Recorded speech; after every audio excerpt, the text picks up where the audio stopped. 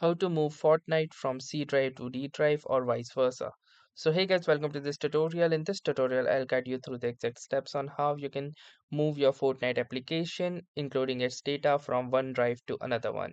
So this is a very easy trick, and with the Windows 11, this is far very easy, and there are no complex methods involved in this particular tutorial. So let me show you how you can do this. So the first thing that we're going to need to do is navigate to the system settings. You can do so by clicking onto the battery icon and then clicking onto the setting button right here. Now, once you're within the setting, simply click onto this apps option right here. And within the apps option, click onto the installed apps. Now, once you're in the installed app, simply search for app.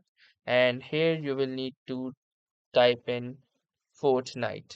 Now here you can see here is a Fortnite game, and in order to move this, simply click onto these three dots, and from here click on to move option.